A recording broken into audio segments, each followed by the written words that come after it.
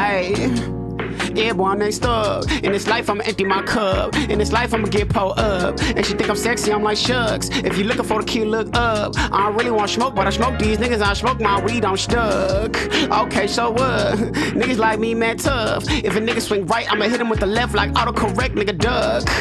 Okay, so what? Yeah, boy, I'm next up. In this life, I'ma empty my cup. In this life, I'ma empty my tank. Hit the booty in them short shorts. Oh, that's why they call them Spanx. I was rolling through life, but it wasn't working. Had to reinvent the wheel like tanks. I run, Forrest run, I'm Wilson. I do it big like a nigga Tom Hanks. Shoot my shot, nigga, I don't need blanks. Bitch, I'm feeling like a 27 Yanks. Bitch, I'm feeling like a 54 Maze. Had to realize you the only one that be walking your path. They ain't taking your place. Either way, you can never treat it like a race. Yeah, the dude mad talented, but he got no drive. Oh man, what a waste. Had that nightmare about me, but I'm working hella hard. I should give myself grace. When I eat the coochie, I say grace. I don't even believe in God, but he must exist. Baby, look how you taste. That shit is finger licking. Young coat so dope, that nigga spit.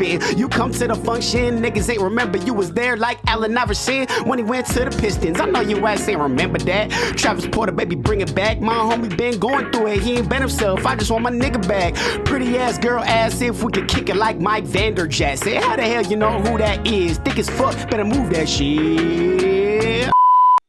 It can't be that bad, oh, it can't be that bad, oh, it can't be that bad, oh, it can't be that bad, oh, it can't be that bad. Let's see. You're an interesting guy, dude. Thanks, man. You've been like this since you were a kid? Interesting or a guy? Whoa, way to really deconstruct that question. You know what I'm saying? Casey Qamp. Here we are. How's it going, man? I kind of like the energy that you bring into a room because it's, and you've said it on another podcast before, but you're very tangential. I don't think I said that word. That's not in my vocabulary. Okay, probably. But yes. Go off into tangents. For sure. My brain is like this all the time. It's it's in a million places all the time. And I have to try to lock in and keep it in one place. It's a conscious decision. And how do you do that? I mean, because that kind of chaotic brain, that chaos is very beneficial to an artist, I'm sure. But when it comes down to the practicalities of pursuing success where you got to lock in, how do you take that chaos and tame that thing? Deep breaths and meditation. Oh, shit. Yeah, it's hard. I do have to make a conscious effort to. I'm somebody that has a very fast moving brain, and oftentimes my brain is ahead of my mouth. And so when I'm speaking, I am at the end of my sentence before I've said what I'm saying. So a lot of times I'll mumble or I'll trail off or I won't enunciate my words or I'll stammer. I'll say the same thing a couple times. I'll say the same thing twice before I even realize I've said it once sometimes, or stuttering, things like that, because my brain is just so ahead that I kind of assume the other person is in on it with me, but I'm already over here and I have to backtrack and tell you where I'm at. Dude, that's so funny because I think I'm quite the opposite, where my mouth is ahead of my brain, where I'm just like, all right, Christian, just keep saying things until you figure it out. Because I'm just like, because I have a background in comedy improv, so I've definitely gotten away with just speaking without filter, and it's gonna be fine. So sometimes I know that I've been kind of that I could lean on my good mouthpiece. I don't like that sentence, but it'll be okay at the end of the day. Yeah, you know, I've learned early on that if you say anything with enough conviction, that you can get away with it. Damn, you've been focusing on Donald Trump a lot, haven't you? Oh, no, dude. I said early on. It's not like I was watching The Apprentice at 10 years old. It was just like, I like this guy. Yeah. No. But now that you said that, maybe I should shift my perspective. If you say something enough times, it must be true. Or just straightforward enough, it must be true. Another secret is that if you just kind of like quiet down a little bit and make eye contact, people will listen more intently. Really? Than if I were to just be loud and like all over the place. This makes everything sound like it's important. That makes sense to me. Something about eye contact kind of freaks me out a little bit. Whoa. I'm not very good with eye contact. If I'm in a one-on-one conversation, especially, I find myself looking around a bunch, or it's not that I'm necessarily uncomfortable. It's just that eye to eye contact can be very intimate. For me. Other people I feel like don't feel that way, and they're just like, why are you looking around? Are you like nervous or something?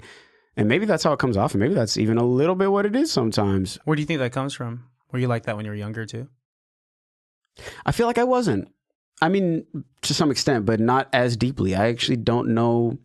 I don't know exactly, because I do feel that I've become much more sure of myself as I've gotten older, and I would think that that would come with that.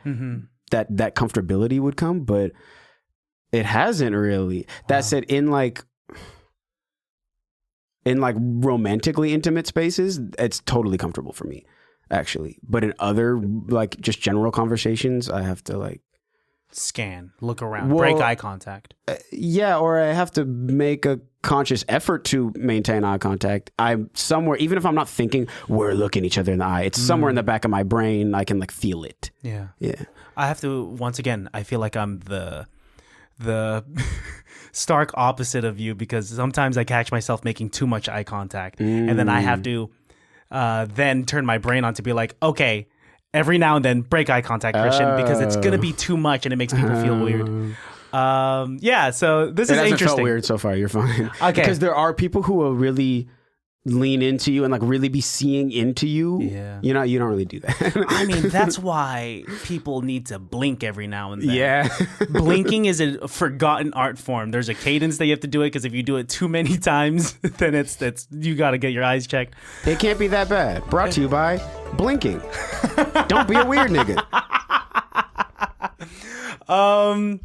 Dude, yeah, with eye contact and kind of the getting used to the comfortability of something so intimate, like where does that kind of come in when you're performing then? Do you look over the crowd or at the people? No, also performing, it's super comfortable for me, eye contact, because there's a weird power dynamic, because I'm literally looking down at you, regardless whether you're sitting and I'm standing or I'm on a stage and you're not. Like sometimes we're going to be on an equal playing field. I'll be rapping and we're standing in the same space, but oftentimes I'm literally above you. Yeah. And something about me having a microphone in my hand, there's like a power to that. And a lot of times, especially at my So Far Sound shows, because those are really intimate, they're like 60 people max, I would take a second. I don't really do this anymore, but I would take a second to look each and every single person in the eye, just to be like, yeah, motherfucker, I see you. Like, you're not hiding from me. You know what I mean? When I do this call and response, I know who is and who isn't. I've seen you. You know that I've seen you. You know what I'm saying? That is so interesting. You make sure you get almost everyone in the crowd. Yeah, it builds a little connection, to be honest. People know that I see them. They come up to me afterward, like, oh yeah, you know? I like that, because I'm a performer too, and I've looked people in the crowd, but I'm not. Your angle is so interesting, where you're just like, hey, I know you see me type of thing. Mine is just, oh, you look like you're an engaging audience member. I'm going to make more eye contact with you. I'm going to make, I don't know. I'm more like that at parties, where I'm like, oh, you were talking to me earlier. Let's chat. You know, you're my little comfort zone, you know? Yeah, I'm usually like that at parties, and it's typically a dog that I'm like, you're the one you're the only one making eye contact with me right now. I'm going to talk to you. Dude, talk to me about like life. I don't want to talk about that shit. Oh. All right, fucking let's end the podcast. You've been making music for quite a while, dude. Yeah. Do you know how long? Well, you did research before this podcast. I did, but like I don't know how much further it goes beyond just the discography available on Distro. Yeah. So 2017, I was gonna ask you like, what was life like when you like dropped Indigo Blues? You know? Oh. Up until now, because that's 8 years is quite a fucking journey. Yeah, and people still sometimes tell me that their favorite songs of mine is from that project, and they might not have even known me when that came out, which I find so interesting, because there's some interesting ideas there, but it's not that great. It's not a whole lot that I stand on. The first song I like. Other than that, I'm like, it's a lot of miscues on idea, like good ideas with like okay execution. In my opinion, I don't know. I'm hard on myself. I'll tell you when I'm good and when I'm not. Okay. I'm realistic with myself, I should say. But life was a little different. I was doing all my live shows with a band. My guy Marquito, who is the co-head of Qamp with me, who's a studio mate. my guy Big Soda, who is the head of the Q, the best engineer I know, the best bassist I know, like crazy vocalist, just a crazy producer. My other guy, Taylor Fitzgerald, on the drums, and it was just us four. And there was this weird time where we would do shows and they were great and we were good and lively and it had this kind of punk energy, especially because Taylor came from a lot of like punk and metal background and stuff, and we were playing rap music, so it had this kind of cool, weird fusion. But we had this weird pocket where we would play the songs and we were kind of like a Casey Cope cover band. Yeah. It felt like, where we would play the songs and then you hear the recorded music and you're like, oh, this is like not the fucking same. That's funny that you say it's a Casey Cope cover band featuring Casey Cope. Yeah, that's how it felt though. Like we didn't really record those versions of songs. They do exist. There is on my YouTube, we opened for Rakim in 2018, and that whole set is actually available right now. I stumbled across it recently and I was like, wow, we have no hair.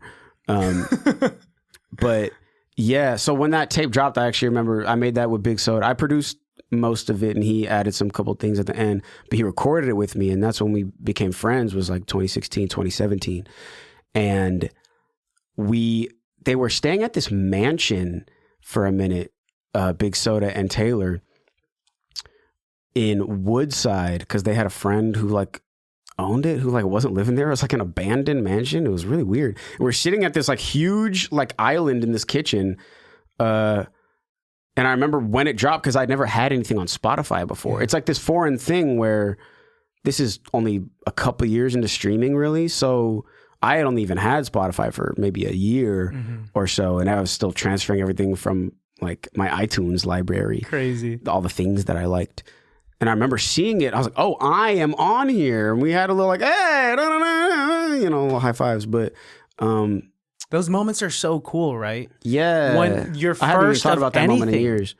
I mean, that's why, and it's so cool that that's there. And that you could recall the memory so vividly, where you were, who you were with, because, I'm remembering my firsts all the time, right? I remember the first time, if I were to go back and watch the first episode of this podcast, or the first time, that? 2019. Oh. And I remember the feeling that I had when it dropped on Spotify, on Apple Podcasts, when I dropped it on SoundCloud. Like a podcast on SoundCloud's crazy. But it was still just this major accomplishment to me that might seem minor to a lot of people. Yeah. Because now, like, your discography is so lengthy that it takes a few scrolls to get through, you know? Dang, I don't feel it's that lengthy. It can't, I mean, it's getting there. I don't think it's lengthy because maybe I shouldn't even say this as an artist who's promoting themselves, but like, fuck it. There's not a lot that I stand on. I mean, there's a lot of good ideas, and like, there's like, oh yeah, that's there. And I'm going to leave it up because it's part of the journey and some other people like it. So sure. But anything pre like 2020 is like out the fucking window. And even some songs in 2020 are like out the fucking window. 2021, I would say, is when I turned the corner and got like actually kind of good, you know? What caused that kind of, that catalyst? What was the catalyst to that? Honestly, it was during COVID. I was getting really deep into Baby Keem and Isaiah Rashad. And interesting. I had this feeling, especially listening to Isaiah Rashad, where he's like, man, he's like so cool. So listening cool, to the music, he's just a cool dude. You could never feel like a lame. You know, some music you kind of like and you're a little bashful about and you maybe feel a little goofy, but you like it, so fuck it. But Isaiah Rashad is like, bad bitches are going to play Isaiah Rashad, and like niggas are going to play Isaiah Rashad on the way to the function. And, you know, it just feels so cool. And I'm like, I'm listening to my music and I don't feel cool listening to it. And that, it kind of goes off of what we were saying a little before the podcast is, I don't want to be like the happy-go-lucky, like fun that like sometimes, but that's not how I really view myself. I make serious music. I have serious thoughts. I'm totally a jokey dude who doesn't take himself seriously, but I don't want to be put in that box necessarily that I make jokey music. And so I listened to a bunch of them too, and they very, very directly inspired this song that I did my only high budget video for called Stay Broke.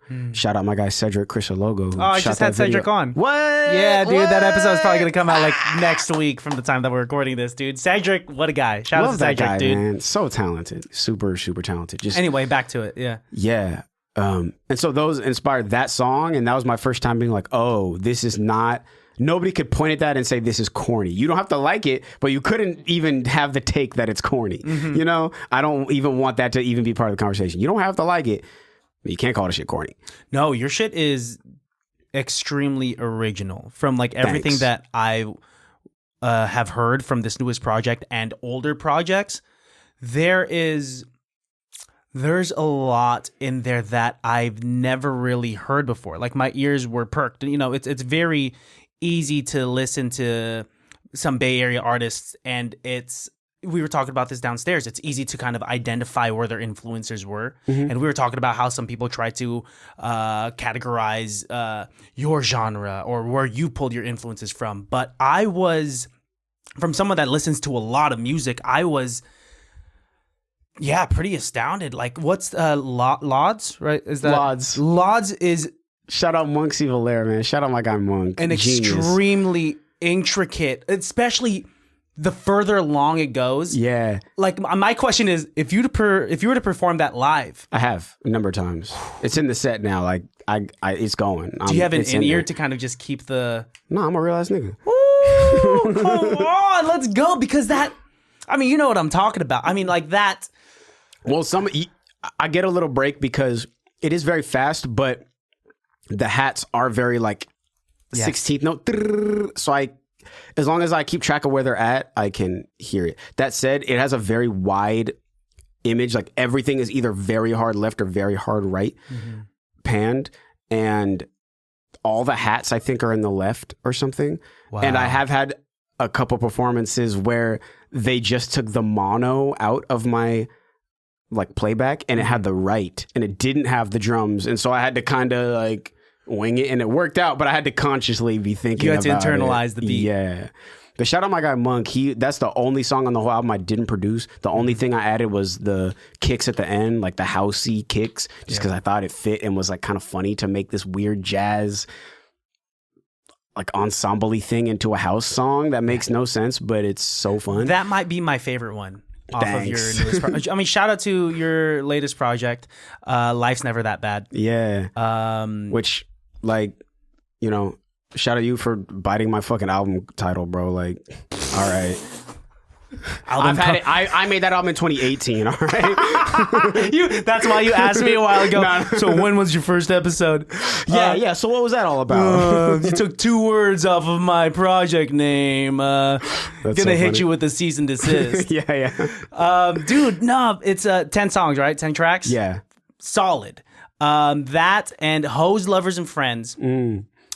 Incredible, especially with the visualizer that you have with a bunch of characters in the like in the back of a bus type Shout out thing. the homies, yeah. I have your rhyme schemes are so creative, you know.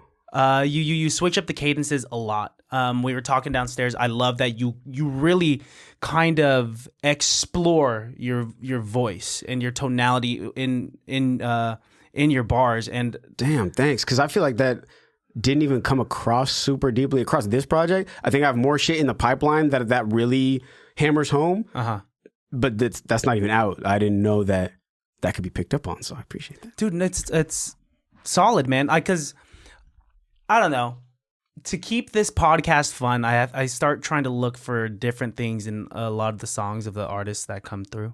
And I used to be in drumline, and so like a lot of my like the movie. Yeah, Nick Cannon's my homie. Yeah, like the movie. Side tangent. That movie is a disrespect to drummers all around. I imagine. I've never seen it, but I imagine. Like it's just kind of like because of a lot of my drumline homies. Because I'm not that good at drumline, but I have some drumline homies that are fantastic, and they're just like, yeah, they're playing real bad in that movie. But anyway, like for drumline, RT for Whiplash. Yeah, so from Hoes, Lovers, Friends, this scheme that you start off with, or that's later on in the song, is let me put you on one. Don't do nothing for no lady that you would never do for your sister or your mama. And then you just keep going for X amount of bars. Yeah. Let me put you on one. Don't do nothing for no lady that you would never do for your sister or your mama. Is something that I played over and over and over again so that I could really get the lyrics. That's my favorite part. And I will say, I feel like that song actually maybe is the only one that people could say is corny. I don't think it is, but I could understand why somebody would think. Oh, because some of that one I feel like somebody could point at. I was being not subconscious, but it had occurred to me while I was writing. I was like, only treat your sister and your mom.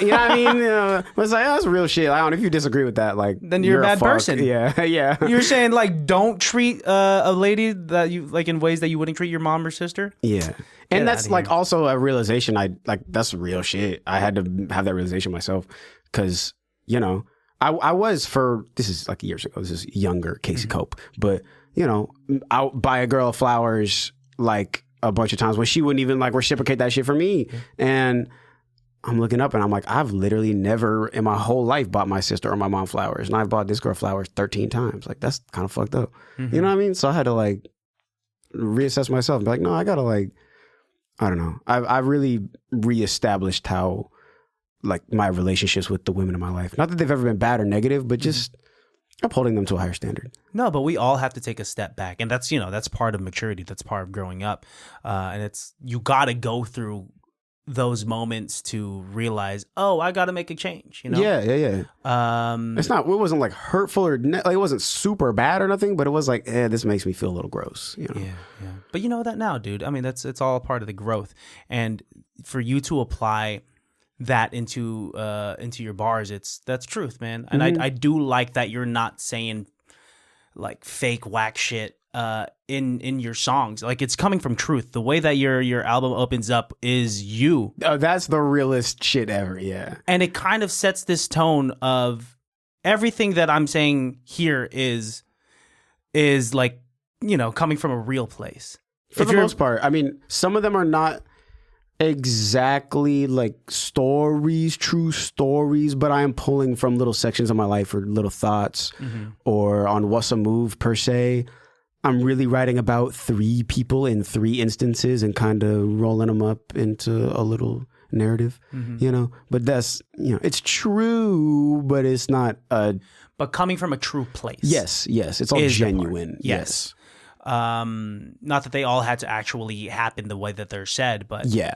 And there's storytelling in the project, It starts off with the way it starts off with the first track is the acronym of Life's Never That Bad, and then it ends with the track Life's Never That Bad. Yeah. And then it seamlessly goes back to the top like it's the next song, I didn't really mean for it to do that. I did with the whole sequencing of the album. I didn't really think about the loop back, to be honest, but I'm glad that you said that. Yeah.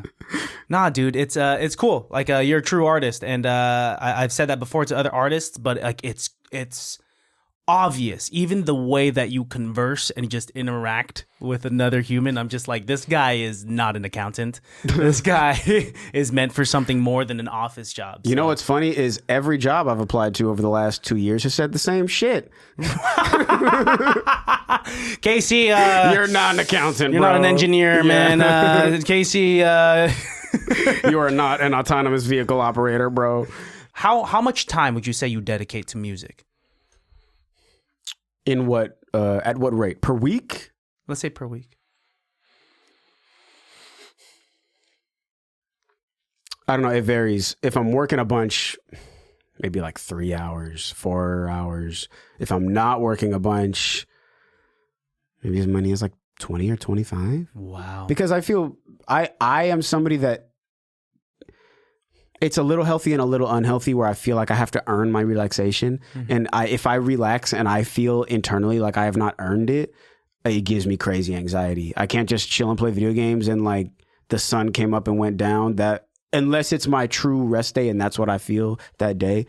But I have to be active and doing shit. So even on my off day, if I'm not working on a Tuesday, like, you're going to feel like a bum doing nothing on a Tuesday when you know everybody else is at work. So I got to be in the studio at least. If I'm not making money, I got to be working toward making money. It's crazy. That's the older you get, as a creative, the more creative guilt kind of sinks in. Mm-hmm. I can't enjoy video games the same as I could. Oh, I can enjoy them. I just have to do my shit first.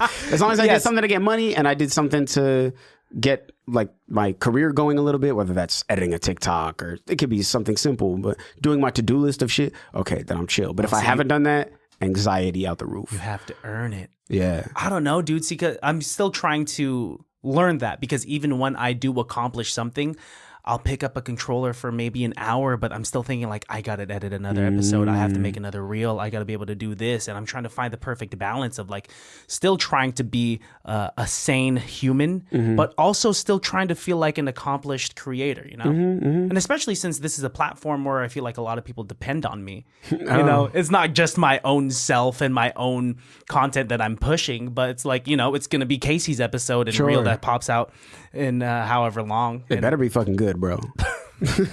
Pressure's on. Every camera's out of focus. Never hit record. Yeah.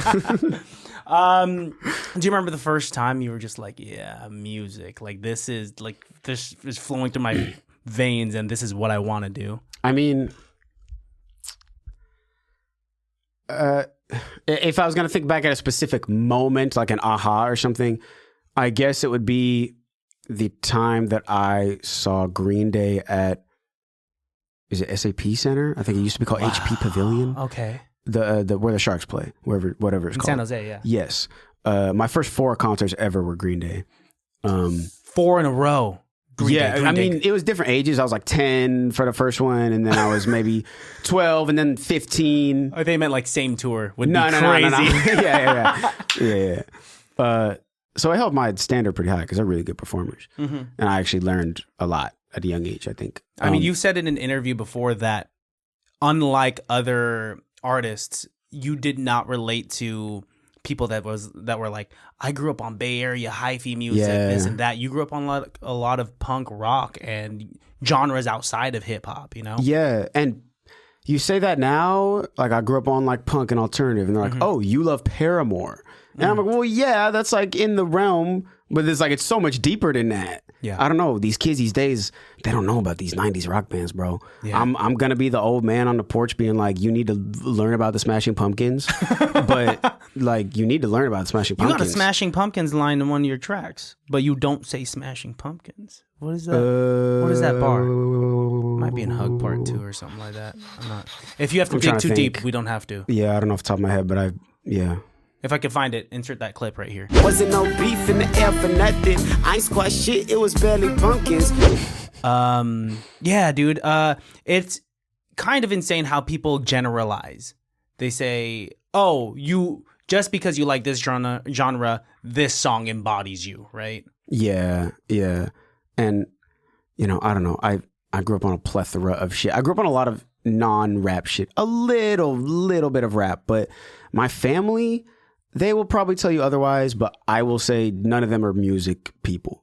Every human on the planet likes music, right? But like, there's people that love music and seek out music. My family isn't those people. I don't think anybody in my whole family has put me on an album or an artist that I've never heard of since I was like 12 years old. So how did you stumble upon it if your parents weren't really just shoving it down your... Music or rap music specifically? Let's say music. My brother for some of it. So okay. When I was growing up, you know, he's 6 years older than me. So if I'm, 6, he's like 11 or 12. And whatever's cool to him is cool to me by default because I'm 6 and you're the big kid, right? Yeah. So, and we're close. So he was listening to a lot of Blink-182, a lot of Green Day, a lot of Nirvana, a bit of Smashing Pumpkins, a bit of Bowling for Soup, a bit of, a lot of stuff. I could go down forever. And so that's what I got put onto because that's also what is popular music at the time. That's on the radio. That's what his friends are listening to. This isn't like obscure music for the time. Yeah. Sum 41 is not weird by 2001 standards. By 2025, it's a little obscure. I mean, not obscure, but if you rocking a Sum 41 tee, I'm like, you know your shit. But in 2001, that's kind of regular. That's like rocking like a Glorilla tee right now, right? So it's not exactly obscure or weird at the time. But I also, nobody in my family listens to rap music for sure. And, I was kind of taught that rap music was bad and that's degrading and it's bitches and hoes. Interesting. And, you know, you don't want that. That's gangbangers. And, you know, that's what I'm told. And that's the only thing I have to go off of, right? So I didn't really get into it until 8th grade. And then I started listening to NWA, which is funny because that's like the furthest in that. Not the furthest, but, you know. Did you have to listen to it in secrecy because your parents A little bit. probably... My dad was super mad. He's like, do you know what NWA stands for? Bro, they say it in every song. Yeah, but that's kind of how it started. My homie Chase had put me on NWA. Shout out my boy Chase. And after that, it kind of went to whatever was current at the time. It was 2009 at the time. So it was Drake. I attribute my main five to like NWA, Drake, who was mixtape Drake at the time, J. Cole, who the latest thing was the warm up at the time, Kid Cudi, who his first album was just about to come out. Kid named Cudi was blown up, and I don't know, I'm blanking on last. We're one. around the same age, right? You're 30. Yeah, I'm 30. Okay, so what you're listing right now is like high school days, maybe late middle school. Bro, early blog high era school. raps are like my favorite thing. I revisit them so often. Like mixtape Big Sean is so underrated. Oh, dude, do you know that song with Keely? I feel good. I feel wonderful. You're like the only other person that knows this song. Because you made it that way. Yep. Dude. It is so good. And yes, it's just like this. Dude, that's Finally sappy Famous Volume love 2. Yeah. Niggas don't know that song. Super Duper is my favorite Big Sean song. Wow. Not Super Duper Lemonade, also fantastic, but Super Duper. Niggas need to know Super Duper by Big Sean. That's my favorite thing on the planet. I can't wait till I meet him and just thank him personally for making that song. What a time. Yeah. What a time that these songs had on, like the effect that it had on us at that time, and it just brings you back to those instantly days, right? Instantly. I can tell you what classroom I was in and where I was sitting, you know? And it was cooler back then because we didn't have Spotify back then. You had to go through the work to download it onto your iPod. Or you had to wait until after school to run to your computer and look up the music video on YouTube. Well, my school had laptops, like as a thing. Everybody had a laptop. So it was like during school, if something dropped, we on it. Like we're sending it to each other. I remember being super high on Chance the Rapper at the time because I loved 10 Day. Yeah. I actually got put on by an Asher Roth mixtape in a really roundabout way onto Chance. And so I was the only person I knew who knew Chance, and it was like this little thing that I knew about. And I remember when Acid Rap dropped and it was blown up around my school, and I was like, oh, you guys know him too? I was like, oh shit, what the fuck? Yeah. Because he was way more niche at the time. Yeah. Before he popped off. But and the shareability of just like getting it from other people and around your school and having it be popular at school adds a little bit of like social currency to it, you know? It's like, oh, you're in. Yeah. You know? Yeah, because now it's way more it's way more accessible than it was then. And it was cool to be able to like run to your homies and like talk about it. But now, you know, it's not as exclusive. I mean, we didn't have laptops. We didn't have our own laptops back in Catholic school, man, you know, private school shit. Whoa, really? You got... That's what it... Shit, dude, we had like the computer lab, but we're only used to, you know, practice our typing in Microsoft Paint. So, God, what kind of iPod did you have at the time? Oh, I mean, I had a couple throughout the years that would like die and shit. I had a... What were you doing your iPods? Don't worry about that, man. Couple. There's this one song that I've been trying to find forever that I just don't think exists anywhere. That was on my iPod that got stolen, and that was the last place that song existed. Not my song. It was this, I think he's from Oakland, this rapper named OG Tone. If you're out there, OG Tone.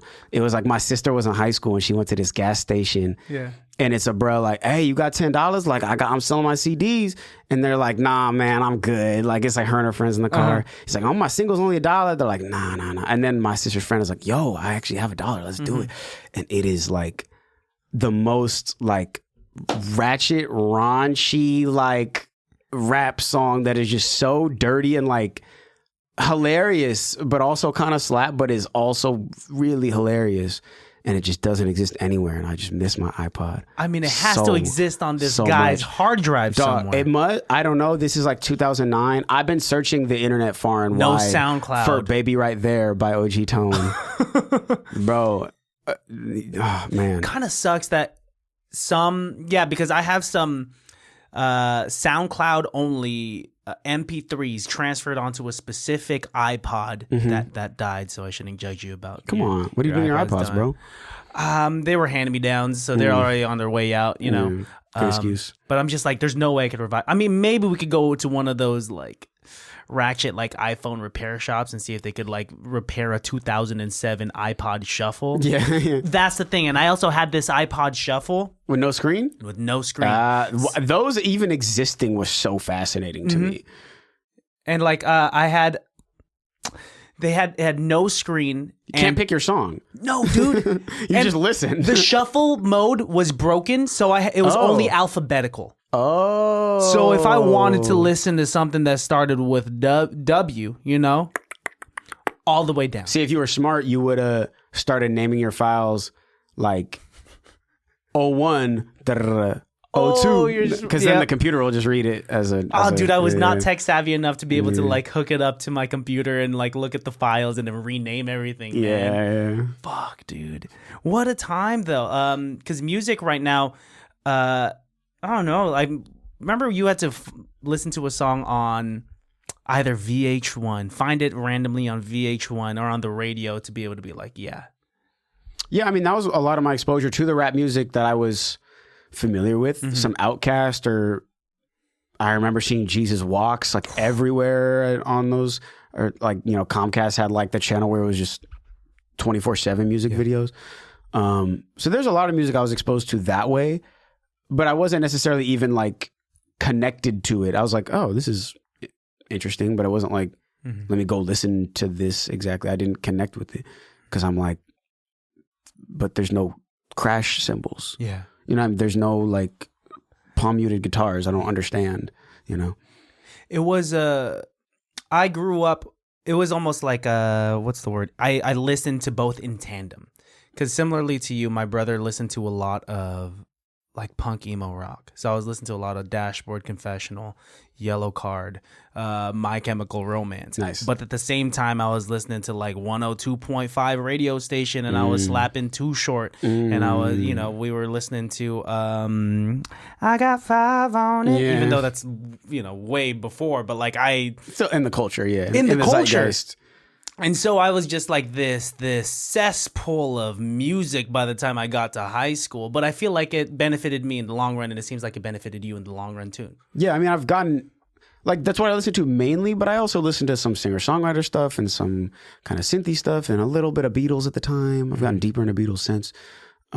Just like, I just kind of liked music as a whole, but there were certain things about rap and stuff I just didn't understand or connect with. I did like Eminem, I will say. Like, cleaning out my closet was my shit when I was like 9 years old. Everyone angsty. Yeah, that's actually totally a parallel. I was an angsty 10-year-old when I heard it, and I was just like, I'm mad at my mom because she didn't get me Pokemon cards. I'm gonna clean out my closet.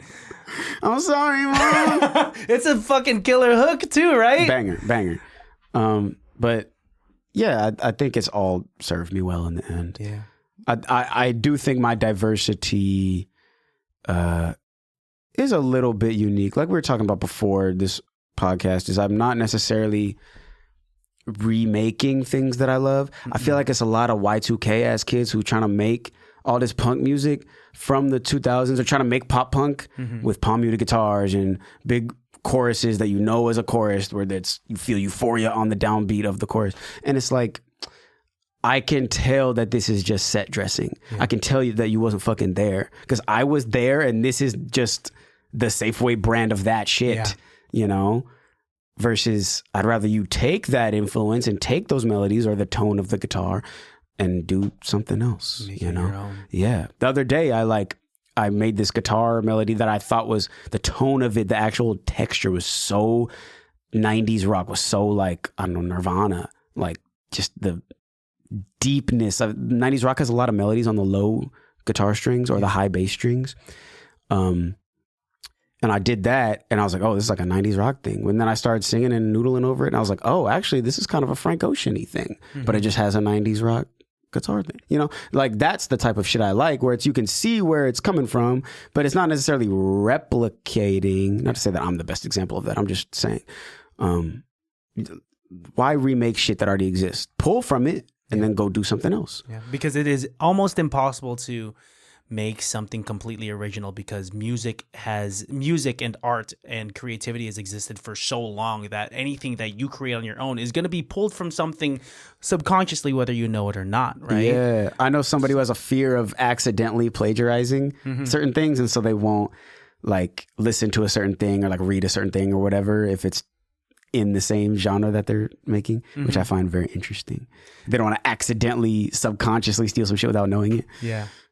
Dude, making new music is like making new mutts of dogs, right? It's almost new mutt dropped. Yeah. Babe, wake up. Casey dropped a new mutt. But yeah, I mean, because it's just always gonna. Yeah, I mean, because wolves, I'm trying to think of this analogy in such a smart, intricate way, but I'm sounding more dumb. This is the whole fucking example of my mouth is going faster than my brain. I'm like, it's there. Yeah. I can see it. But fuck it, we'll just drop that. What's your favorite part about your sound? Whatever you think it is. I think I have a number of sounds. I do have sounds, and I can see the through line through them, but sometimes other people can't. And I think that they think that there's a disconnect. I love about my sound that you kind of don't know what to expect, because a lot of my favorite artists, take a Kendrick or the 1975 is my favorite band, which is such a weird juxtaposition. And I don't know, like a Gambino or something. You don't really know what to expect. They have a general sound, but every album is very different and coming from a different place and different influences and such. And for me, I think there's that parallel. You might get a pop song with a pitched down vocal and some punchy ass drums, or you might get a Nirvana guitar and a Frank Ocean vocal, or you might get some jazz raps that are very on the nose jazz raps. Or you might get a song like Gone and Forgotten that's like a punk sort, not even punk, more like 90s, like Oasis, more like an Oasis kind of hook. And then I come in rapping real shit about relationships. Yeah.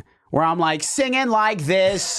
But then the first line of the verses, I was giving dick that made you cry through your coochie and eyes. Where's the cap in my rhyme? You know what I mean? And then people are like, what the fuck? Like, is this for the 90s rock fan? You know what I mean? It's like, I like that feeling. I like people kind of being like, twists and turns. Yeah. An amalgamation of different things. And I like that because it keeps it fresh. Yeah. Even though it's coming from somewhere that is familiar, it's still your own because you're making it your own. Yeah. Right? And I'm trying to, do things that are, like, I'm trying to put it out in a way that makes sense, because I have a lot of sounds and a lot of avenues I can go down. And I wouldn't necessarily want somebody to like a song like Hoes Lovers Friends that's got these cool bouncy raps. And then I'm going to drop this slow, brooding, moody R&B song where my voice is down here. That might be a little jarring. I could understand that from a listener perspective. But I also am like, well, that doesn't mean that I shouldn't drop it though. Yeah. I just have to drop it in ways that make sense. Maybe I drop some in between song to bridge the gap, or maybe I do go hard left or hard right. I'm still figuring that part out. But lately my philosophy has been maybe just put everything out all the time and stop focusing on exactly what the sounds are per se, but put out what is the best thing and what I'm most excited about. And hopefully that will just permeate, and eventually people will get, oh, I'm just getting Casey Cope. I'm not getting a certain kind of song. I'm a big, never mind, I don't want to go down that thought path, but yeah, that's that. I do like that philosophy of just drop it, because it doesn't necessarily mean that it loses quality when you have that mentality of just dropping it. You put out like this reel of you saying like, there's some people out there that just like having dropped in like 4 years. Yeah. Why would I want to work with you? Why would I want to make a song with you if it's probably not going to drop? Yeah, it's not that you're bad even. It's just like, it has to come out. Grando came on 2 weeks ago, and he said like songs are useless on a hard drive. Yeah. Put that shit out. Yeah. And like the fact that you put shit out, even if you don't like it anymore, if it's pre-2020, but you leave that there because it's a stamp. It's a timestamp of your journey. So you could look back at it and really see the stark contrast between Indigo Blues and Life's Never That Bad, you know? Yeah. That's the whole fucking point, dude. Yeah. And it's also partially to be like, dude, it takes a long fucking time. I'm not even close to where I want to be. But I can see myself getting there in quality and in people's reception to it. People are gravitating to it a little bit more. It's connecting with people, especially this album. I'm like having people reach out where they're saying, hey, this actually got me through the day today. I had somebody, I had a fellow artist reach out to me a couple of days ago. I don't want to put him on blast, but that actually means a lot to me. And to understand, you know, this journey is long. Like you were saying, Indigo Blues is 8 years old. That was 2017 that came out. Yeah. 2017 is already, what, year 9 of making music? So you started making music in 2008. Yeah. Okay, so like summer of 2008. And then I dropped my first song that I actually recorded in 2009. Jesus Christ, so that means you were like what, in late middle school? I was like 13, 14. What was the DAW that you were using? Well, I was just writing songs in my room, and then I had no means of. And then when I dropped my first song in 2009, it was GarageBand. So we had these computers, and I knew I was gonna get one for this school. Oh, you're using it on the Catholic computers. And yeah, and I knew it was gonna have GarageBand, so I used this song as like a means of just. It was a total fuck around song. It's on YouTube. There's a music video. It's fantastic. It actually blew up in my school the first like week of me being a freshman in high school. And I just used it as a means of just learning how to use GarageBand. Because I didn't even know you could record your own shit. I thought it was just the dragging loops. So I just dragged a bunch of loops in different ways. I didn't even know how to copy and paste, so I recorded the hook every time. You know, I didn't know you could Command C. So every single hook was the small nuances that are just which sometimes is nice beautiful. In my own music. Anyway, I will do that from time to time. It kind of depends. But yeah, I had to because that's all I knew how to do. Yeah, but. Dance in My Pants by Casey Copeland. I think you might have to search Casey Copeland as the name of the channel, but Dance in My Pants is gas, bro. That was your first one that you dropped in 2009. First song I ever recorded, first song I ever released. Fantastic. There's a music video. Now, what's Dance in My Pants about? Is that about puberty or something? Bro, it's about... Something so prolific. It's really prolific. I was 14. Yeah, I mean, it was a freshman in high school. First week of high school. Do I even sing it? Do you just drop the clip? Yeah, go ahead, sing it. There's a dance in my pants and we're all invited. Let's go to the dancing boogie all night long. Dance in my pants is a dance in my pants is a dance in my pants. Alert, alert. Come on. Wow, you remember it. Gas. I mean, it's like, it was a thing. Like, my family knew it. My homies at the other school, at Bishop O'Dowd, the other school knew it. Like, they were, you know, sending around, like my former classmates at my grade school, like, had like a slumber party, these girls, and like made a video, like reenacting my video. So it was they're like making like a pre-TikTok video, or before TikTok existed, they were making a TikTok video. No, literally. Now that I think about it, yeah. You know what you should do is, if you're ever going to make a deluxe version of Life's Never That Bad, as a secret track at the very end, like after like the last track just goes on for silence for like maybe 30, 40 seconds, just a little sound bite. That's kind of what I miss about physical media is you get that sometimes on CDs. There was a song on Green Day's Dookie, the album that blew up Green Day. There's a song called All By Myself, and it's this jokey song about a dude being all by himself, and the drummer sings it like he doesn't fucking sing. It's a really goofy, dumb song, but you have to let the last track play out for like 40 seconds. I miss that. And you didn't know it was there unless you sat there. And dude, My Chemical Romance did the same thing with the Black Parade. They had like a track called Blood, gallons of the stuff to give them all that you can eat, and it'll never be enough of it. And it's just like this. It's got to be that type of song. It has to be. It would be odd if it was just like a really good song that 60% of people missed on their first listen through. You know. But that's so cool to hear like the origin story of that. What did you record the audio straight into the MacBook mic? Mm-hmm. Wow. So you didn't even have like a Blue Yeti I didn't know or anything like that. I mean, eventually I got on like the Blue Snowball game. You know, like USB mic. Mm-hmm. But you know, not even until college, I was making beats for 4 years, making music for 4 years. And I got actually, in retrospect, exponentially better each year. It's still not great, but I like some of that is on YouTube to this day. I actually listened recently. I have a junior year mixtape. I have a senior year mixtape. I was dropping an album like every year. I mean, a mixtape, I guess, whatever. And I lost my exact train of thought, but I mean, you were like a full-fledged artist I was gonna say, high school. I didn't even touch an EQ. I didn't touch a compressor. I didn't know nothing about that until college. I was already recording music for like 4 or 5 years until I actually went to college for audio recording, where they were like, "Hey, this is an EQ. This is what a compressor does." Well, and I had to like kind of rewire my brain. You kind of had to throw away your tribal knowledge that you had picked up for the first 4 years using just GarageBand, right? Well, and what's really weird, my senior year for Christmas, my dad got me Pro Tools because my brother had told him like, "Oh, well, Pro Tools is the industry standard, so you should get him that." And that's a cool present. Great tool. Yeah, great tool. I didn't really realize at the time that people don't really produce in Pro Tools. They don't really make beats in Pro Tools. It's for more audio engineering and such. To this day, I make my beats in Pro Tools, but I was making beats and music and shit in Pro Tools in a very engineering, like kind of in the weeds, geeky program. Yeah.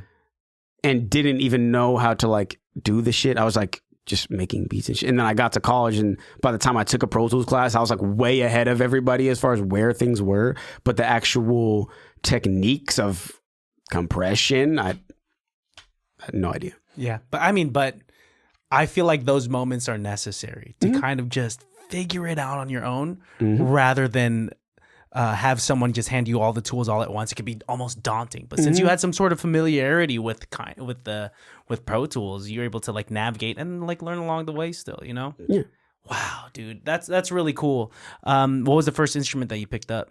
Was it guitar? A guitar, yeah. I mean, that's what I was going to do. So initially I was going to be a baseball player, and I was going to hit 800 home runs. And then I had a bad summer in baseball with a bad coach I didn't like on a team where I had no friends. That was the same summer that I learned how to read guitar tabs, which, in case you don't know, is a bullshit way of learning how to play guitar. It tells you where to put your fingers, but it just doesn't tell you what notes you're playing or anything. Yeah. So you're not learning theory, you're just kind of mimicking. Yeah, and then so you could only play, when people say like, what songs can you play? You just have like a Rolodex of songs that you know how to play, but outside of that, you can't hear a song and just play. Oh, for sure. Well, also my ear was bad. I actually learned way later on. I think I was tone deaf. Oh, really? I don't think I could. I understood and you were able melodies. to develop it later. I understood melodies and stuff and how songs went, but as far as differentiating playing a note versus playing a note a step up or playing a note a third up, I don't think I could really differentiate. I remember doing a musical in like 8th grade, and my teacher being like, "You don't hear that? You're singing this note," and I'm like, "No, that's what I'm." Were you still in the chord though?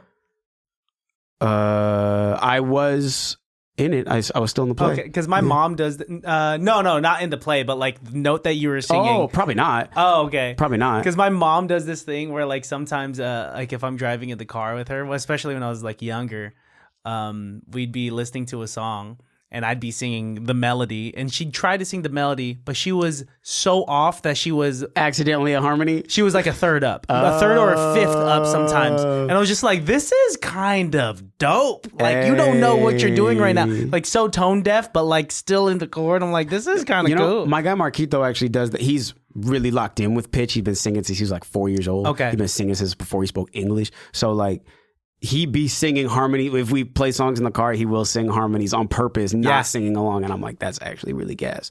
So if you ever need harmonies written on a song or anything, Marquito is your guy. Music's so cool in the sense that these are just frequencies layered in such a specific way, and yet it just like induces this emotional response within us. You know what I'm saying? Yeah, I wonder if there's like a music equivalent for, like, I don't know, for like a praying mantis or something. Like, do other creatures experience have the same level of like experience as far as feeling something in regard to hearing something? Probably. I mean, like, I think the obvious answer to that would be birds, right? With the songs that they sing. I'm sure the way that they mate and whatnot, like depending on the bird song and whatnot. That I'll be mating and writing songs. I get it. Yeah, I'm we're no all better than a bird, birds, come man. on now. We I are ain't no just- better than a bird. Yeah, man, we all birds just trying to lay some eggs. Don't know where that came from. Don't know what that was. Yeah, dude, and I've talked about this before, but it's cool that we as a species have figured it out almost mathematically and so early on, you know, from like classical music. I mean, the intricacies that come with that, like we're able to like figure it out and like come up with a written language for it on sheet and then like make it universal, you know? Yeah. That's so crazy to me. Yeah.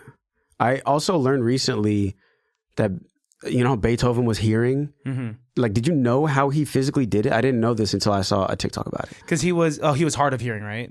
No, he was like literally deaf. Yeah, so vibrations it must have been, right? Yeah, he had it was like a metal prong sticking out of the piano that he would bite What? down, and it would like vibrate his head. Uh-huh. And he would like hear a pitch, like a note in his head, and then figure it the fuck out. I saw this video, some girl singing on like, I don't know, X Factor or like America's Got Talent, and she was deaf, and she would have to like plant her feet on the floor to like hear the vibrations of her voice and her ukulele, I guess. It'd be really funny if it was really bad. And like, I don't know, and the judges felt And you too assume bad. it's gonna be really good because like, oh, it's a deaf girl. She's gonna be good, right? And the backstories they give to. At the age of 6, Melissa lost her sense of hearing and picked up a ukulele immediately afterwards. Yeah, dude, it's cool. Did you learn theory in college then? I mean, I took a music theory class as part of the curriculum, but my theory to this day is not great. And only recently have I actually gotten better at understanding pitch, like hearing a melody, and I could figure it out on a piano. Mm-hmm. I could never do that my whole life. It's still hard for me to dissect chords as a whole. That takes me a little bit longer. But yeah, I was so bad at differentiating melodies. Or I would know the melody I was singing in my head when I was making Indigo Blues, for example, with Big Soda. I would sing a melody in my head. Like, yeah, that's right. And then he would go and like lay the reference track for me on top of my reference track with his actual correct notes because he knows what notes sound like. Yeah. And then I would go back and try to recreate it. And then he'd be like, do it again. Or, okay, yeah, you're in the window. We can melodyne that. Oh, okay. You know? But it was Wow. never right, exactly. It was melodynable, but it's never like right. Wow, that's crazy, dude. It also goes with singing ability and such, which wasn't great at the time. But yeah. I mean, you were able to learn along the way, which is what's important. And people especially who are not musicians think you can sing or you can't. Mm-hmm. And it's like, no, it's totally a muscle and it's totally practice. Yeah. I went from not being able to sing to, I'm not like a great singer now. I'm not fantastic, but I can get around. I mean, I can noodle about. I've heard people that like, you can tell they got a voice on them. And like, that's you trainable. can have natural ability. The way I see it is you're somebody who can jump super high and you're bouncy and athletic as fuck. Yeah. But that don't mean you know how to like hit a baseball. Yeah. That's going to help you in baseball if you're super athletic, but you still have to learn how to hit a baseball, you know? And then there's just some people with broken legs and you're just like, I'm sorry, you're never going to be able to. Is that too morbid? Hey, tell that to Kenny Kawaguchi, bro. Oh, man. Yeah. Oh, God, my analogies today are not... This is what I'm saying, dude. They make sense in my brain, but by the time I'm like halfway through the analogy... Wait, what? I see where you're at. Okay, I'm perfect. As long as we're still connecting, dude. What do you need to start a song? Is it like emotionally induced, like right when you're feeling something from like from something that is kind of impactful emotionally? Do you go to the studio and you write something, or can you just write on a very neutral day? I'm getting better at writing on neutral days because most days are going to be neutral days, right? And you still have to be able to write. So I've been practicing doing drills, 30-minute drills and such. Just set a timer, do don't think about it. Just write as much as you can. Is that just lyrics, or is that to some sound? Does that include usually it's to a beat or something? Me and Marquito have done 30-minute drills where he's making a beat and I write a verse, and that's it. That's actually a couple of our favorite songs that we've made in the last couple months have been via doing that. Just don't overthink it. If it's something serious or something I've been stewing on, I mean, my lyrics are usually going to be real stuff. Even if I'm being a little wacky or playing a character or something, I might pull from something real over here and pull from something real over here and then talk some shit that's kind of funny. And then say something kind of serious, but not so serious that it makes the song serious. But if it's something like I really got to write a song that's like for real, I got a song called Breaking Up is really hard to do, for example. And that's some real shit. And I had to sit and sort of stew on that for a bit. It was totally in the midst of like what was going on, but I had already sat for a couple weeks, maybe even a month or two, and had a bunch of thoughts, and then was feeling a way on a day and was able to articulate it. Okay. But I'm not one to necessarily feel something in the moment and then instantly write. Okay. I like to come to my conclusion first. It's like when I'm arguing with somebody, I don't necessarily like to just say exactly what I'm thinking because that might not even be my final thought. I got to think about it for a bit and then understand if you actually have me fucked up. You know? You have to, sit on it a little bit rather than, I mean, that's just how you process things, right? Yeah, I'm not someone to just say my first thought because I know people like that, and then they're like, "Oh, sorry, I didn't really mean that." It's like I'm not even gonna put myself in that position on a song or in a conversation. And that's my perception of you from the get, and I really respect that, and that's something I need to work on. I feel like I'm too quick to react verbally because maybe I have this fear of dead space, and maybe that comes with with being a podcaster. But like maybe. I do appreciate that you are answering everything genuinely, jokey or not jokey. You know what I'm saying?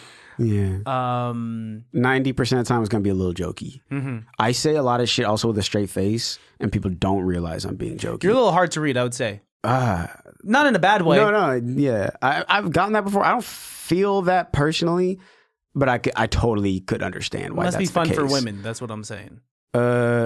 Yeah. I mean, that's from what I don't know. I've been out the dating game for 11 years now, so I think women like mystery and kind of like playing the game. No, I mean, it goes both ways because that's only to a certain point. That's like first date shit. Mm-hmm. You know what I mean? After a certain point, they're like, "Yo, where you at? Communicate." Yeah, and I'm pretty good about these things, especially as years have gone on. But yeah, most of my disconnection comes from saying jokes or saying something. I'll give a perfect example. I was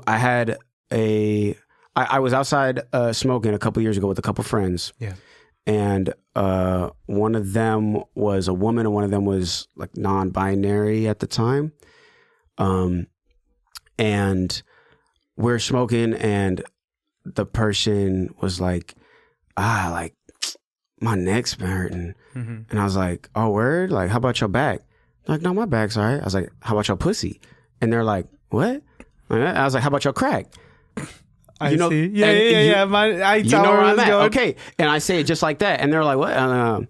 They didn't. Okay, whatever. Them and the other friend didn't laugh. And I was like, okay, word. Like, unfunny joke. Got it. You know, hey, it happens. Tough crowd. If you got high joke volume, they're not all gonna land. Dude, that's funny. The name of the game. So I get the next day, I believe it was, or maybe 2 days later or whatever, I get a text, hey, you're my friend and also I just want to come to you like as a person. Like that made me really uncomfortable that you said that because I'm not even somebody that views myself as having a pussy. Mm-hmm. And so for like, why are you bringing that up like that? And I'm like, oh my, like, no, I meant the song, my neck, my back, like my pussy, and they were like, oh. So that cleared up a lot of things. And they were like, okay, God, like, perfect. No, it was no issue in the end, but that conversation did have to happen. Yeah. And that's just I wonder how many times that conversation hasn't happened where I didn't even know it had to happen because I just thought I said an unfunny joke.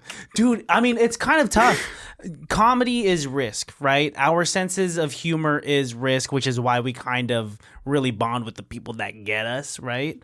Because we put ourselves out there with those jokes. And I've definitely had those moments where I can't tell if I offended someone or if I'm just not funny. Yeah. And I don't know what I want more, right? Yeah. Maybe both. Just a not funny, offensive joke would suck. But it makes those moments where you do connect with people through your comedy that much better.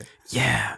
And I'm trying to play that game with you right now. You know, it's not too often that I'll get someone that will crack a joke with a straight face. Oh. And after a sentence that I say that doesn't really entail Sure. like, comedy, Sure, right? Yeah.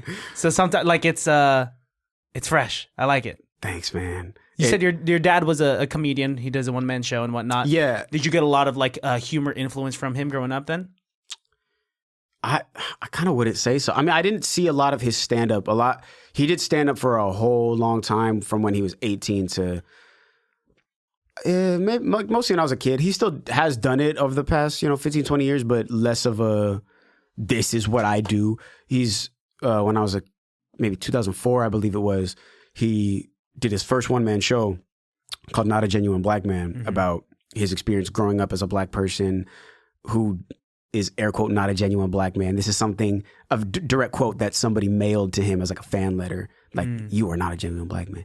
And it's his exploration of that, bounces back and forth between him being 8 years old and him being 35 and growing up and what that means, because he's somebody who grew up like watching like Perry Mason and like loving Dragnet and like old Hollywood and old radio and loved Superman and comic books way before liking comic books was a cool thing, and like not into traditionally black shit, but he still gets called a nigger, like just like that doesn't make you any less. Other people think you're black,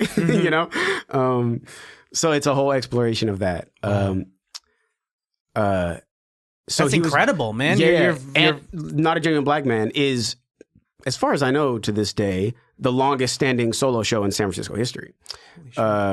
And so he was doing that by the time I was like 9 or 10. So he was deep into one-man show land, and he also wrote a memoir that's same title that came out around the same time. And then he's written other one-man shows in succession. He has 5 or 6 now. He's 6 now. And then he also produces them for other like solo show artists, and that's like a regular thing. But no, long answer. I didn't see a lot of his comedy growing up. He had some like MTV thing from the 90s I didn't even know somebody sent me like years ago. That was on YouTube, and I was like, what the fuck? This exists? Like, wow. That's very interesting. That's cool. There was no crossroad in your life or alternate universe where you would have taken up theatrics over music because of his, I don't know, just because of his part in your life? I mean, not in theater per se. I did some high school theater, but I never had like a part that had a name. I had and old so and so. Oh, that was my line. I played a cardboard rock in CCD. Like, was the character a rock or was the character a cardboard rock? Dude, I think it was just. It was the nativity scene. Nice. And they wanted everyone in the class to be included. So they had this cardboard cutout of a rock. You got the lamb, you got the 3 wise men, you got the star that leads them, and the rock. Yeah, and I got downgraded. At first, I was given the cardboard tree, which takes up more of the stage. So I would say almost literally a bigger part. And they're like, you're not cut out for this, bud. They said, Christian, swap with so and so. They want the tree instead. And see that rock way over there in the corner? Yeah. And I could even play the part, right? Because I kept on dropping the rock. So it kept falling down. Anyway, that was my introduction into theater, but that's hella funny. Yeah, man. So I mean, I would like to get into some acting. That's intriguing to me, but I don't really have acting experience. But it's a pretty common transition from music to acting. You know what? Yeah, I've been told mostly by videographers and people I've worked with that they're like, oh, you should try that. Just because I kind of turn it on and off a lot, especially going on stage. I can be very abrasive with either the way that I speak or literally the way that I rap. I'll be out here, or like. That was great. I'm sorry. That was just. But because it's fun to get people's reactions and see how people feel when you're literally talking like this, and then you gotta talk like this, but then the next line is just like this, and then you gotta hit a melody, and then whatever. But then it makes people like, what the fuck am I looking at? I like that feeling. Sidebar, we'll get to this. Yeah. So we talked earlier that you were a curious kid growing up. Does that curiosity bleed into you now with the fully developed frontal lobe, and you kind of do certain things to see how other people would react? Yeah, I mean, it's a lot of data collecting. Oh my gosh, you're so robotic. What? You're data collecting with me right now.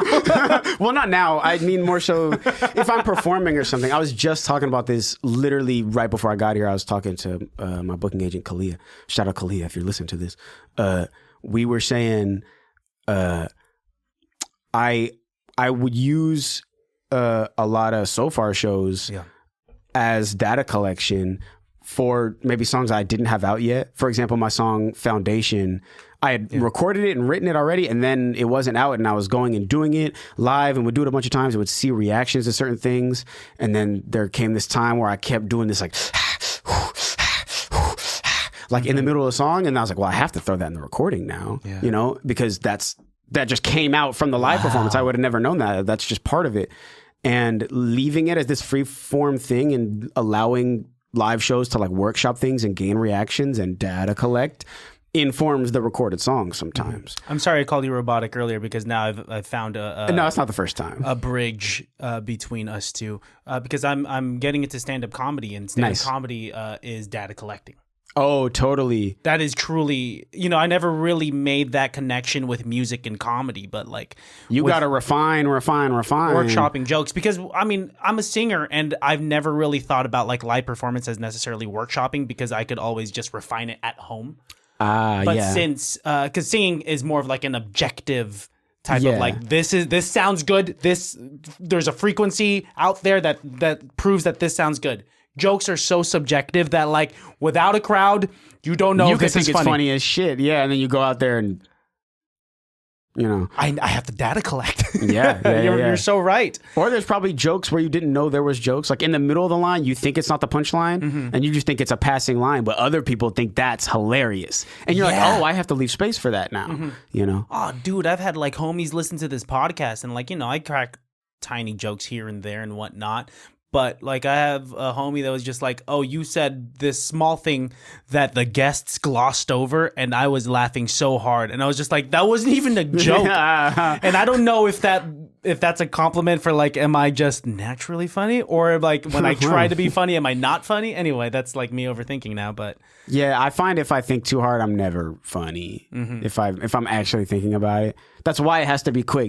You're saying that it's got to like the improv comedy thing. Yeah, it's like I gotta just say the first thing, which is totally antithetical to my deep thought processes about things, but hopefully that makes sense. It makes sense because jokes got to be quicker, and it's all timing, I mean, and now I'm coming into this weird marriage of like my improv comedy background and this like new marriage to stand up comedy, where I'm like, this is off the top, and that's funnier because the stakes are lower and it's just like natural. This one's like refined, and I have to sit down and think on it, and like I actually bring this to a stage, and I tell these people these jokes that I've been thinking about for a while. But it could be a mix of the two. You could totally live in the moment and write shit right there. Yeah. There's some acts, my dad would say, like, he would know some comedians who wouldn't even write, who would just go up there and grab a mic and bullshit for 15 minutes. And it's hilarious sometimes. I hear that's how people write. They go up there with nothing, bullshit, and then that's their joke. Yes. They take that. That could totally work, but you have to be good at it. Yeah. If you're bad at that, it's gonna sound like you're writing, Yeah. It's like freestyling. If you're gonna go freestyle, you better be fucking good at it. Can you freestyle? Not really. It's totally a muscle, and I don't be hitting my crunches. Gotcha. Yeah. Not in that area. I hit them in other ways. I have been working on it. it's easier for me to freestyle when I'm singing and doing melodies, I find, than it is to rap because you got to get more words off. Wow. Okay. And if you're doing melodies, you can just ooh and ah and kind of bullshit your way sometimes. But yeah, for example, my song 904, this super fun, dancey pop song. Right now, it's my favorite song to perform because nobody expects it. I do Life's Never That Bad beginning to end. And then I get into 904, which is like this deep, is you gonna stay, baby? Is you gonna be right here? Like, and people are like, what the fuck? But that song, that whole melody, that whole hook, I just wrote off top. I made the beat and I put the drums in the wrong place. And then it turned out to be that's where they were meant to be. And then I pressed record on my phone and I made that melody off top and recorded it. And then that was the song. Fuck, dude. That's the definition of serendipity, right? A Totally, happy accident. Not the song I was trying to make at all. I was trying to make some like... And it's so different than the rest of your catalog too, which is why it's so cool. The left turns that come out of nowhere keeps people on their toes and it keeps it fresh. I like that you came up with, or when you first dropped Hoes, Lovers, Friends, it was in this like project where it's the instrumental, it's the house edit. Oh, yeah. And then it's the full title of the track. Yeah. Before it was shortened. I'm glad you picked up on that. Yeah, dude, it's cool. I mean, like... I like a head ass, like really too long of a title, like a full sentence. I like, are we hoes? Are we lovers? Are we friends? Question marks after each one. Yeah. But it just got a little cumbersome after a while. I was like, I'll just change it. I kind of like that. You kind of got to dig for the real title. Yeah. You know? Yeah. When you get to that point where like you do meet and greets with people and they like get to see sound check, you could ask them like, does anyone here know what the real title of Hoes, Lovers, Friends is? And then that's how you know. Yeah, dude, trivia. Yeah. Oh yeah, you're a Casey Cope fan? Fucking name 5 songs, bitch. Yeah, it sounds kind of like arrogant at this point now that I bring up that idea. All right, you can't name 5? Out of here. Yeah. If anybody could name 5 Casey Cope songs at a show, I would be elated. What's the best thing that a listener, a fan, someone on social media has ever said to you that kind of wrapped this whole thing together, made it seem like, yes, this is all worth it? I don't know. It's not so much things people say. It's more so the feeling usually directly after getting off stage. Ooh. Not always it's right then, but the most cathartic performances I've ever had, the most recent show I did at the Independent alongside Oddity and Family Not a Group. Shout out. I don't think anybody knew or noticed, but like I kind of sobbed right like within 2 minutes of getting off stage. Not because I was sad. Sometimes you just got to release, you know? And it was very, I wasn't doing like sad songs or nothing, but it was just, I felt received in a way that I am I'm often not received. And especially when I'm doing shows for people who maybe don't even listen to rap music, or they do listen to rap music, but my shit's too like weird for them.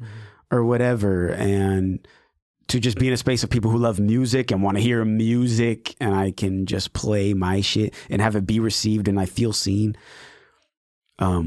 was cathartic as fuck. Because like we were saying, as an artist, I feel very misunderstood, and as a human, I feel very misunderstood because of the things that we were saying earlier about me saying shit with a straight face or having this disconnect with people where they don't always understand what I'm saying or exactly how much of it is a bit, which is a gray area I lean into sometimes, but also it does lead to being entirely misunderstood. And especially on stage, to feel understood in that way just meant a lot. Yeah. I thank you for sharing. That was beautiful. You know, I think that you saying that oftentimes you feel misunderstood as an artist and a person isn't necessarily a bad thing. I think it's the whole there's an authenticity that no one's ever really seen with you. And I like it because I get to figure out. I don't see it as a disconnect whatsoever. I see it as like, oh, I just gotta I got to figure you out a bit more, which is so cool, you know? Sure. And like now I know that we've been talking for like, you know, an hour and a half now. Damn. Shout out. It's cool to kind of get to know Casey Cope. I'm glad. With the music and, you know, to go back to the stage, you feeling understood on stage that's a beautiful feeling. It's very rare for me. Not that I'm not well received, because I do get well received, you know, a decent amount, but there's something different when you can feel the connectivity of people really doing the call and response, and really when I do these transitions where there's instrumental beds and I'm bending down and sipping my water, or I was just off the stage and now this instrumental bed is playing the beginning of Lauds and I'm climbing back up on stage and taking my deep breath, and they're watching the whole time, and I can feel that and I can see that, and we're right here in this space together as I intended it to feel is it's cool, man. It's something that I've experienced as a crowd member many times, but it's so different as a performer because for me, it hasn't happened a whole lot. And maybe it's just me getting better and learning how to sequence my shit better. You know, I'm doing my sets kind of like the album where there's no pauses, there's no breaks. It's song, song, song. Nice. I talk a little bit maybe, but I don't even want to talk no more. I'd rather just show you and have the instrumental beds playing instead of me talking over nothing. And hey, here's this next song. This one's about blah, blah, blah. Like, nope, just play the fucking song. Yeah. The fact that they're there for that is like, that's beautiful. Yeah. Yeah. It's taken so long to get there, and it's still so much more to go, but it's connecting more and more. And I feel like as my songs get better and better, I can create more intricate sets. Cause right now I kind of have my set in two parts where I'll do kind of Life's Never That Bad and then sort of a greatest hits of everything else, whatever I feel like that day and whatever flows nice. But as it goes on, I'll be able to just intermingle everything and then do it like a real artist. You know, when you go to a concert, they're not playing the whole album unless that's what that tour is. They'll play the two hits in the front, and then they'll go in the catalog and you don't really know what's going to come. And maybe they'll do a different version of something. And this one's just the chords and no drums on this version of this one. And that's all you get at this live show tonight. Maybe tomorrow it's a different version, or, you know, like alternate things. And, you know, this is what I strive for. And that's like my comfort zone is the live show. And everything else is like set dressing, not set dressing, but kind of a facade to try to get you there. Like, no, this is that real what shit you're working toward. Y'all, like, the recorded music is like that Gail Benneker myth. But the live show is that fucking blue, nigga. That's that Walter White. The live show is irreplaceable. I get what you're saying. It's like the recorded songs, it's the trail of crumbs, of breadcrumbs to lead you to the actual place where you are going to get the full experience. Yeah. And at a live experience is going to happen right there, only there for that only time. All of those small nuances, all of those like missed things all the serendipitous shit, that's only going to happen there. Only once in human history can that ever happen. Yeah. You could come tomorrow and see the same show on the same tour, and it's going to be a different show. It's going to be a different one. You know?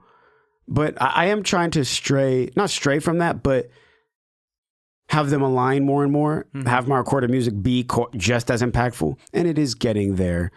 More people are going to hear the recorded music. Yeah. I've heard Kendrick tons of times. I've never seen him live. I am actually at the end of the month, but I've never seen him live. I know it's going to be special, but the recorded music is what you're going to hear for all of eternity. So that does have to be great. Yeah. It's just, I don't know. I feel very confident in my live show, and I feel like that's always been my strong suit. And I've almost shied away from leaning into that, whether that's from my content or promoting myself in that way. But I just feel like I really feel like I'm as good as anybody right now. It's as confident as I've ever been. Like, I just give me an aux and a mic and my effect pedal, and I'll put on as good of a show as anybody. Fuck all that other shit. Have your band, have your whatever. Like, and bands are great. I love live band. I'm not shitting on it. I'm just saying, like, nigga, give me an aux and a mic, and I'm on that shit. Like, I will do something impactful. Speaking of which, you want to spit something? You don't have to. Yeah. Or, you know, other ways that I've ended this episode. Oh, you be doing the improv. I do improv, yeah. So if you want to do that I'd rather instead, rap. you'd rather rap? That's scarier to me. I had Infinite on. Yeah. I heard that pod. And he told me that, like, I think it was after the podcast, he was like, you got to stop letting people off on these improv scenes. We got to let them do it even if they're uncomfortable. But I'm like, bitch, is Infinite gonna shit on me if I... No, it's okay. Like, I'm a pretty agreeable guy. I want you to be happy. It's your episode, dude. Well, shit. I've never even shown anybody this song. This producer, A. Gabe. Shout out A. Gabe. Has been trying to get me to drop this. Gabe. I had Gabe on here. Gabe? Yeah. Oh, he's on this? Oh. Yeah. Yeah, he made this beat. I made this almost close to a year ago, and I just haven't really known exactly what to do with it. And he's been like, yo, when is it dropping? And I'm like, I don't know. I have other shit that I want to drop, but also this one's cool too. I just haven't exactly known what to drop it alongside, like in what sequence. Yeah. Because my other shit is not exactly this, but just give it a shot. I'll do it here. Oh, you want it there or your phone? My phone. I don't see it on the phone. Oh, yeah. AirDrop receiving is off. Yeah, by default it's off. And you Everyone can only turn for on 10 for 10 minutes. minutes. Because I think they don't want people spamming people. But I knew an artist that was going around like the subway in New York and had a note in their notes app. Yeah. Hey, this is my duo, blah, blah. If you're into this. Promoting that way. Here's a link if you want to support. And they actually built fans that way. That's wholesome. That's way As better than like fuck. random dick pics on an airplane. You know, I've heard stories like that. Oh, I haven't heard that, but Yeah. that makes sense. Yeah. That has to be jarring. But you know it's somebody in a 20-foot radius. Yeah. you know it was somebody. And you're thinking like, is this yours? Because it's impressive. They should have made a who done it, but like who sent the dick pic? Because you know they're all there. You know everyone's in the building. Dude, who done it dick pic version? They fucked up. Somebody dropped the ball. New game. Have you and your homies come through to a room, all just airdrop random photos of dick pics and guess whose is whose. Yeah, that's probably too weird. Okay. That's hella funny. Sorry. Hey. Yeah, that's good. Do I look at the camera? Yeah. Hey. Yeah, boy, I'm next up. In this life, I'ma empty my cup. In this life, I'ma get pulled up. And she think I'm sexy, I'm like, shucks. If you looking for the kid, look up. I don't really want smoke, but I smoke these niggas. I smoke my weed, I'm stuck. Okay, so what? Niggas like me, man, tough. If a nigga swing right, I'ma hit him with the left like autocorrect, nigga, duck.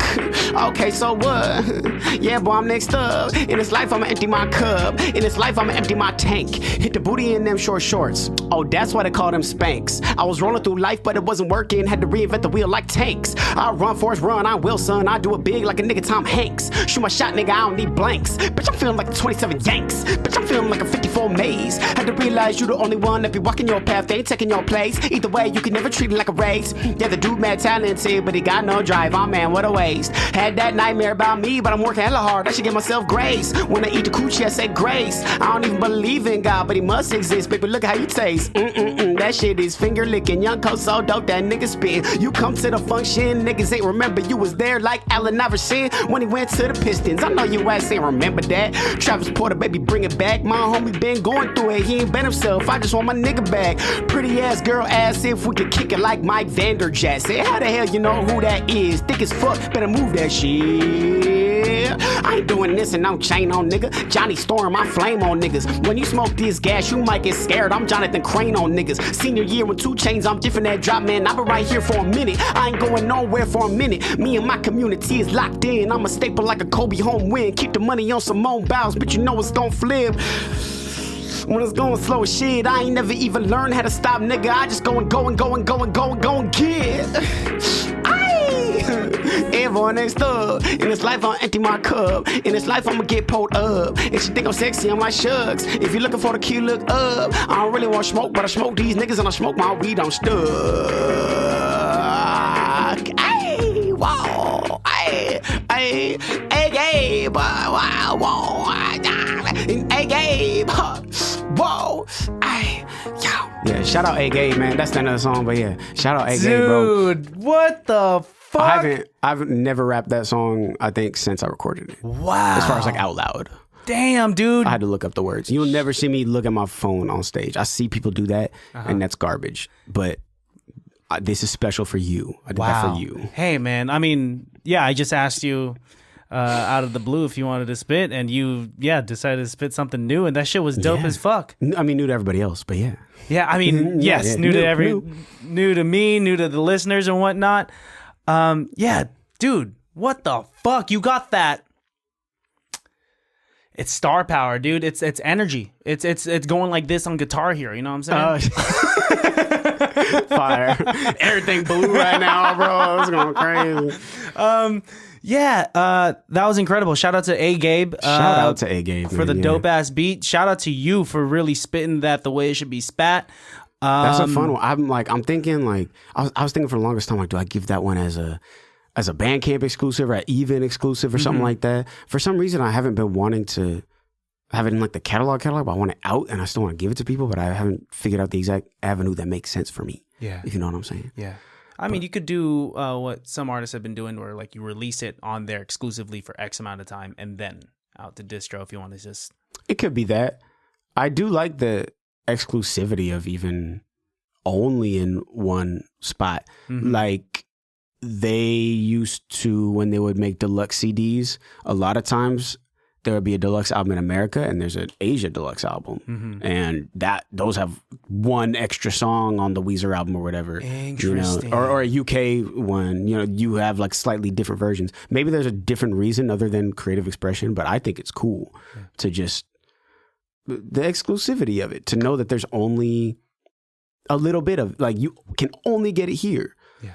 I was just discussing merch earlier with some folks I'm working with, and I'm working on some hoodies, and I was debating, maybe I only make 20 of them and I number the collars.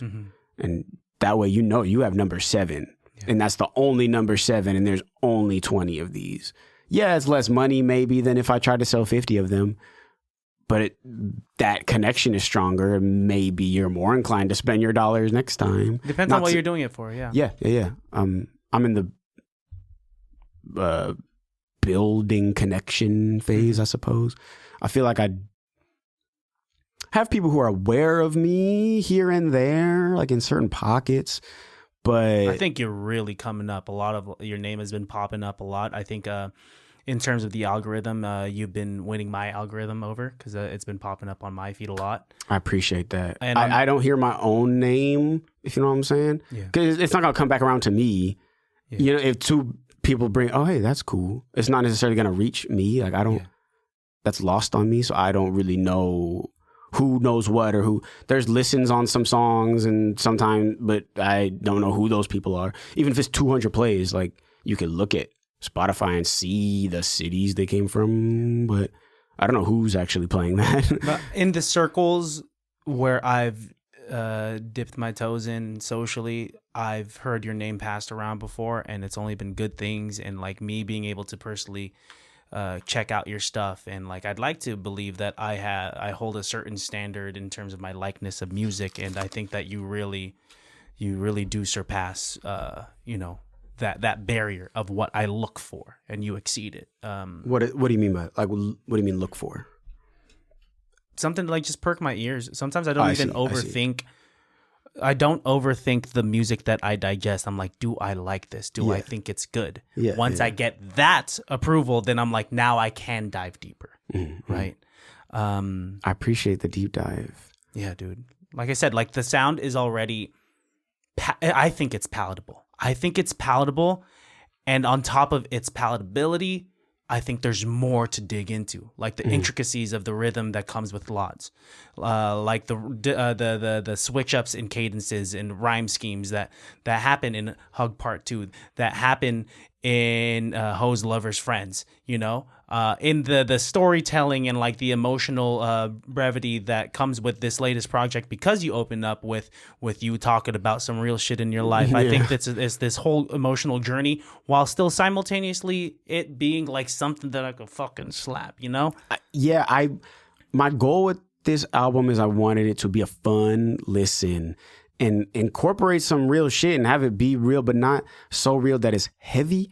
I didn't want it to be, I don't know. I love To Pimp a Butterfly, for example, one of my favorite albums. It's pretty heavy though. Yeah. You got to be in a little bit of a space, and I didn't really want that. I would rather it be a thing you press play on, it could play all the way through, and you're gonna get some real shit. But overall, it should be a fun listen, even if I'm talking about some real shit from here and there. Yeah. It's not tonally dour. Yeah. You know, it's not a lot of sus minor chords and shit. No, dude, I was able to listen to it like three times full through without skipping anything. Nice, you know, that's the goal. to really digest the track. You know, Yeah, I find that people are doing that. Like, the people who are listening to the whole thing, which is really cool, because that means that my intention of keeping the pacing really quick paid off. It worked so far.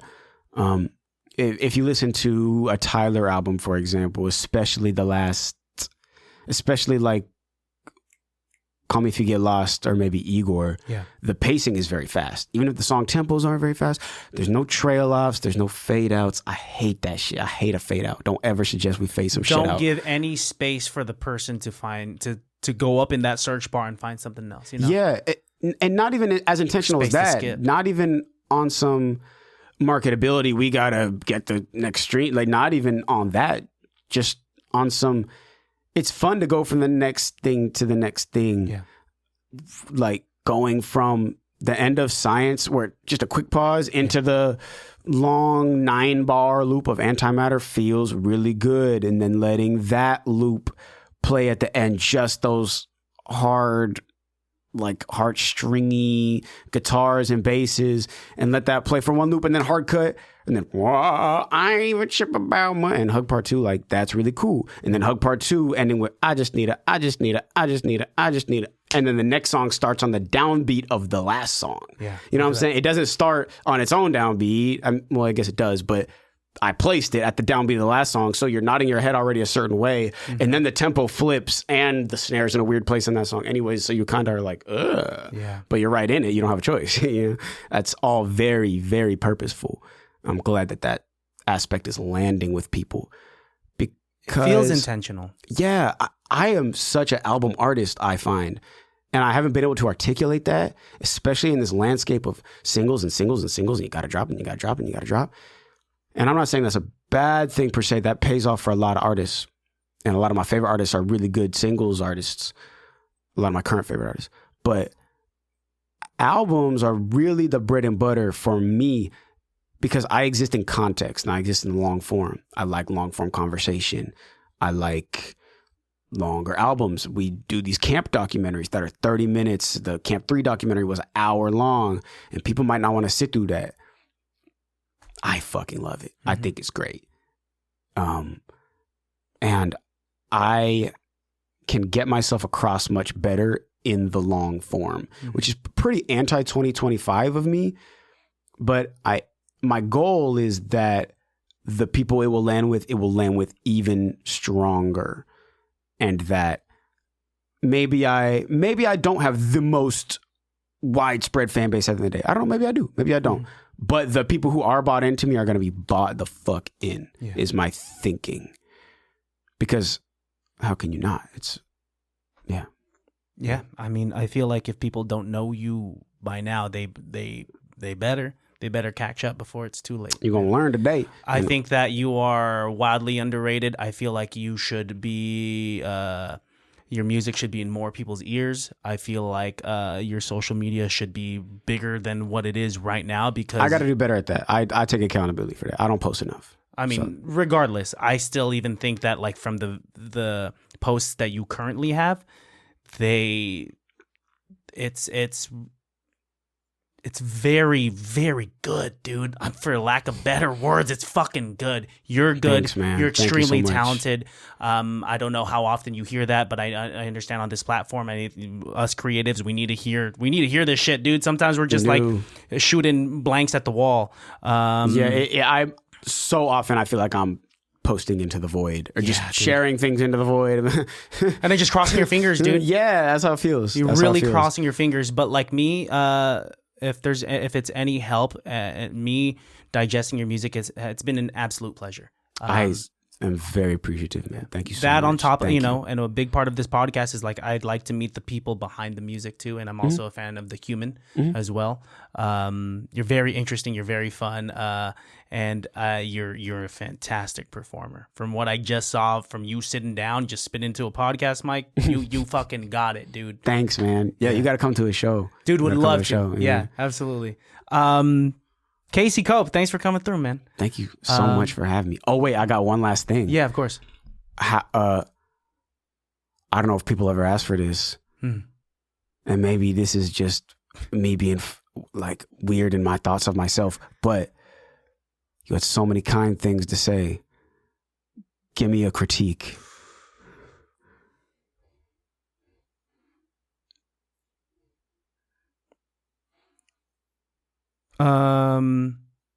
I don't want to say it can't be any meaner than anything I've already said to myself.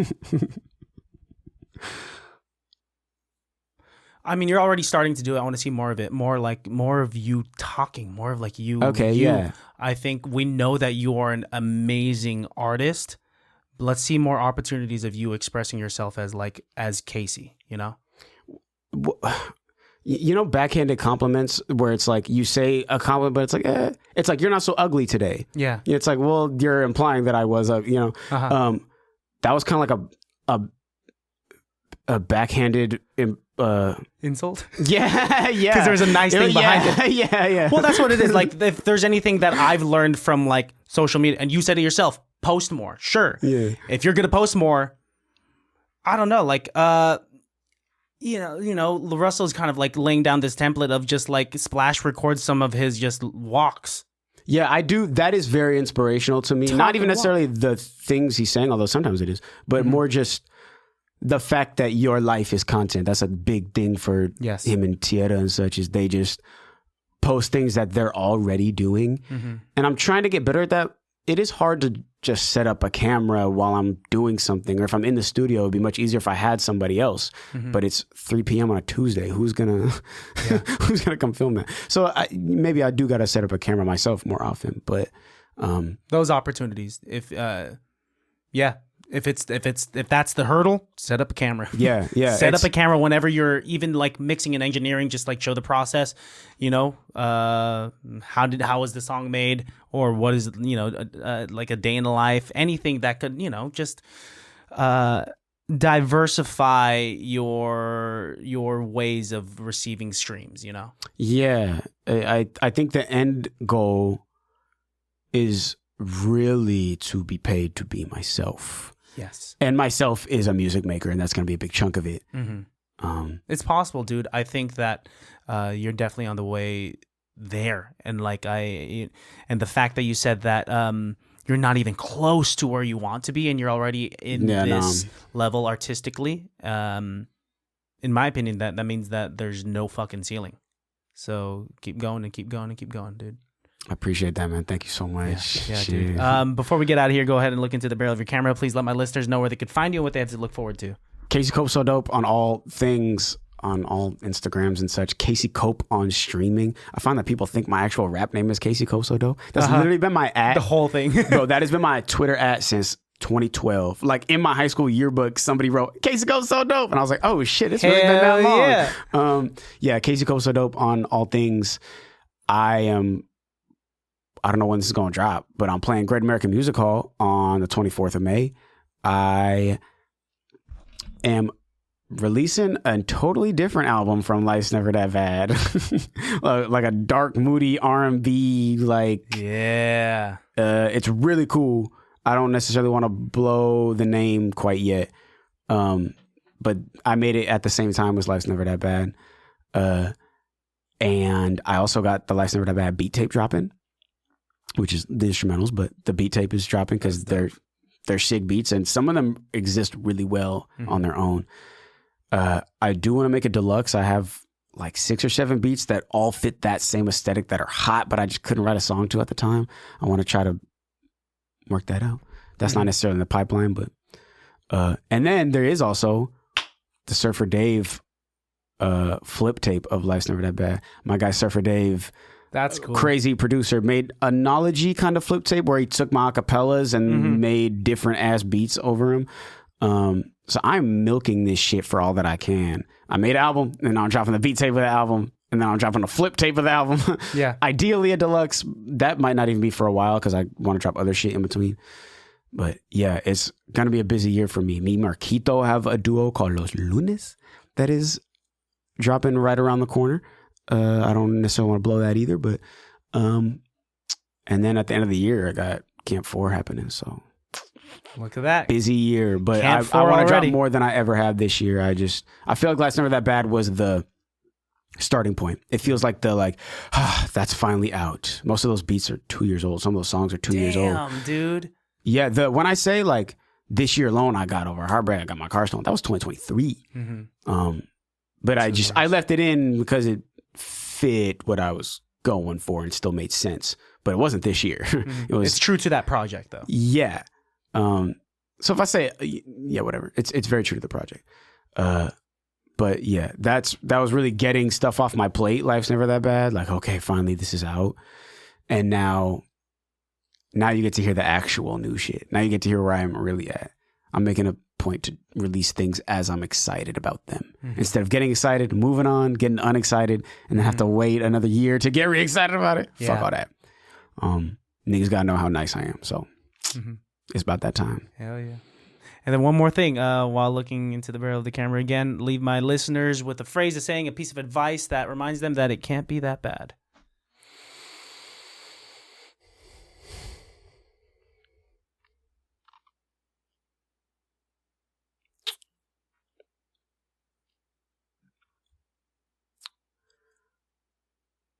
I'm not gonna say it's always good.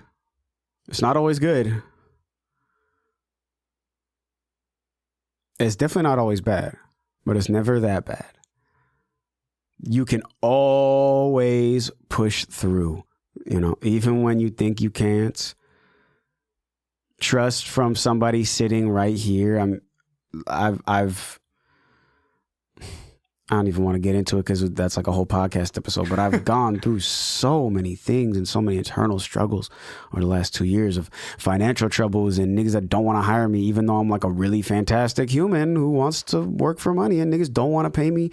And I'm not haven't been getting the opportunities in music I have wanted to have, and people haven't reached out to me to collaborate, and I reach out to other people to collaborate and maybe don't hit back, or there's all these things these internal struggles of, am I even worthy of the life that I live? Am I like,